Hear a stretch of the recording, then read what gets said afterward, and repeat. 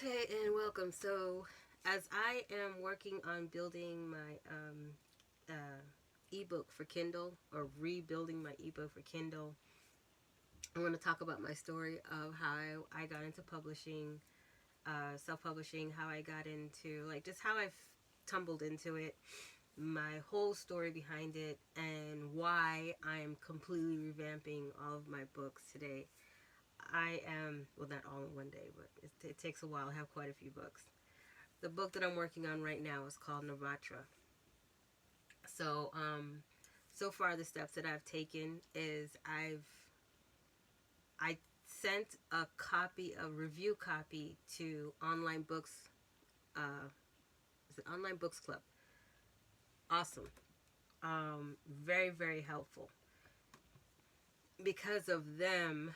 And this is the thing, and this is, you know, I was able to see that my book, even though I sent it to, and see, it was years ago, so I know I had somebody edit it or proofread it, but they didn't do a good job. They did a horrible job. So it had a lot of mistakes, and I'm not a grammar expert, so I'm not going to really. If I could read it, I could read it, you know. But that's why it's important to read a lot. Also, not don't just write your books, but you also got to read a lot of books, a lot of different books, so you can compare. So turns out the story was great. They loved the story, um, but they said it had a lot of grammatical errors. And they said if the book is just the grammar, if it's just properly edited, it would be an awesome book. So to me, that's equivalent to like a 5-star rating, because that tells me the only thing I need to fix is the grammar. That's it. The story's great. The storyline's good. The story flowed. It made sense. It was entertaining. It was exciting. Like, she gave an awesome review. The reviewer gave an awesome review. So, and I only got one review, but it was worth it. I spent about almost $300 for that. And it's not a review that's going to go on Amazon. This is it's private. It stays on their site, and it just helps you to, you know what you need to work on for your book. So I found it to be very helpful, and I found it to be worth every penny. Um, so now what I'm doing is I am in my I'm using Kindle Create to create the ebook for KDP platform, and let me see. I'm going to see if I could build it page by page, or will I have to put the whole thing together, or how I'm going to do this. So let's see if it will let me do it page by page. I don't know. So as I'm waiting for my computer, um, so I started writing in middle school. I In the sixth grade, I met a friend. Her name was Valerie. We reconnected recently, so we're still friends today. Sorry. And she is the one who, I guess, introduced to me this whole writing side of me that I did not know. So she used to like to write, and she wrote notebooks, and she wrote her stories, and she wanted to start a writing club. And I was just like, oh, that sounds cool. Good for you. Wish you all the best with that. But I wasn't interested, because I'm like, I literally told her, what am I going to write about? I don't have nothing to write about. I wouldn't even know where to begin. I have no clue about that.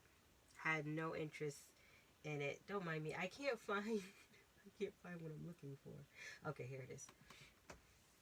And so she's like, oh, just give it a try. You never know.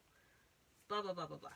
So I was like, okay, you know, I don't know. I'll see. Whatever. I literally just told her that just to kind of get it go away. So sitting in science class, I was suddenly hit with this inspiration for a book, and this story just starts playing in my mind. And I was in science class, and I sat down and I grabbed my notebook and a paper, and I just started writing. And I, by the end of science class, I had practically a whole book. I took it to her and I was like, "Look what I did," and I showed her, and she was just like floored. She was like, "Girl, this is a book. This is a book. You could do this. I told you could do this, you know." And I was still very, very reluctant, but the story that came to me was pretty much taken over at that point. So I couldn't. That was it. That was the start. So, okay, I found my chapters. I'm gonna see if they'll let me select more than one. I don't think it will.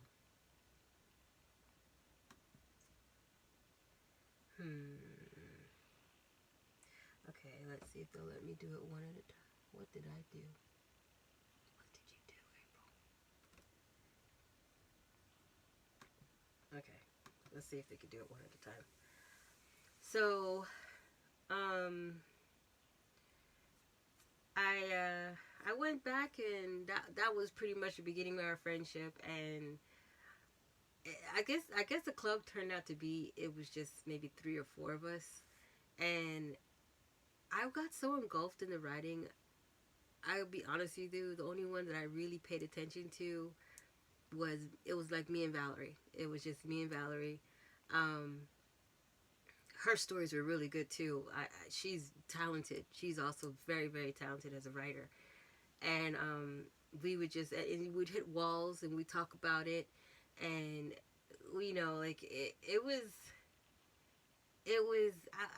such a great experience. I had no clue that I would even ever be interested in anything like that. So we wrote until, well, I wrote until, I mean, I went also to write poems and things like that also, but I wrote until I reached I was just about to enter high school.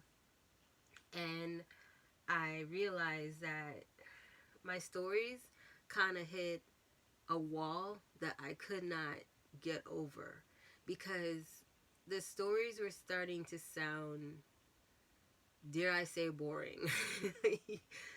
They were starting to sound like too adolescent, too, I don't want to say ignorant. It's just I didn't know.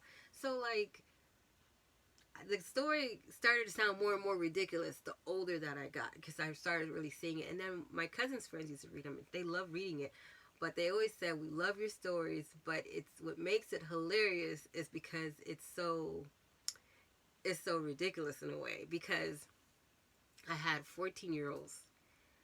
I think originally they were even younger than that. I don't know what I was thinking, but you can say middle school age kids. Imagine middle school age kids living in a house by themselves, taking care of themselves, grocery shopping, paying bills by themselves. There's no adults, and they're having this whole life yet still going to school, and just no, there's no responsible adult in the area. Like they're being their own responsible adult. Is really it didn't make sense. So I had to rethink that whole strategy. The more I think about it now, it's hilarious. I think I had one. I think I wrote in for the male lead character. Oh, I didn't take the names. Okay, first of all, I was in science class, so the female lead, her name was Mycelia. Yes, it's a fungus. And the male's lead, his name was Med. Like, the number 2 pencil is Med for medium. Yeah, I was really, yeah, Valerie said I sucked at names, but I really did. So, Med's father and uncle, right? His father was an alcoholic. His uncle, he was an alcoholic. He took care of him, but in my original version, he was, honestly, when I look back at it, he was a terrible uncle, because you put your nephew up in this house, and you have your nephew and his best friend and his girlfriend all underage living in this house, and you're paying the bills, but you come and check on them maybe a couple times a month. Not even. It was like, if I had to put it into terms, if he checked on them once a year, that's how often he checked on them. It makes no sense. So that's where it becomes hilarious. So what did I learn from that experience is that your stories, no matter if it's fiction, science fiction, whatever it is, it has to make sense. It doesn't make sense for a 13 and 14-year-old to be living on their own and without, you know, the law stepping in, like what's going on, why are these children living in this house by themselves, where's the adult? And there's no consequences for an adult who would actually be like, oh, I pay the bills there so they can live there just fine. That's just, it's unheard of. It's so the other issue that I ran into is I wanted to write about more things. I wanted to write about like different stories, and I was so like locked in this story of these characters, and it's like they came to me. It was hard to write about anything else. I started writing another story about a woman named Jezebel. My mom was like, why would you name the character Jezebel? I was like, I don't know, that's what the name that came to me. Well, I'm writing this story. It turns out to be Med, the male lead for my main story, his mother. And I was just like, oh, I can't get away from this story. The story's like haunting me. So I don't know if any other authors out there have ever experienced that, if they've been literally haunted by their own book. But yeah, I was being haunted by my characters. They haunt me. They're mean to me sometimes, okay? They're not nice. So,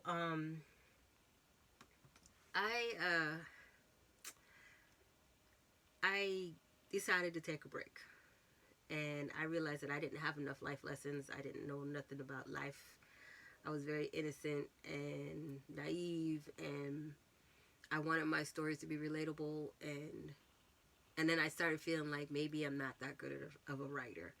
And then when I was trying to look into how to publish, and this is way back then, way back.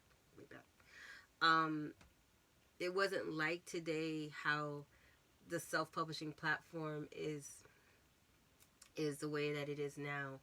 It was you had to go find a way to be traditionally published. You had to find an agent. You had to find, and I had such low self-esteem. I didn't feel like anyone else would be interested in what my stories were about. I felt like they would laugh at them, and they would just dismiss me. And but what I had needed is someone who would have told me, no, this is okay, yes, this is where you went wrong, but it's fixable. It's still a story. You have people who are interested in it. You have people who read it, and even though they find that, yeah, it's ridiculous for a 14-year-old to live in their house, it's still entertaining for them. The way that you write has still captured them. I needed someone to tell me this, and I needed someone to tell me that, and I can help you, write great stories within the realm of what you understand today and now in your time, and then you continue to build on that as you grow and develop into an adult. That's what I needed, and but that's not what I got. And I decided I was going to figure out, just live life, and I stopped writing. So that was what I did, and April got herself into some trouble. I ended up becoming a teen mom. I got married and divorced twice, and I got myself in some trouble. So, but I'll talk about that in part 2.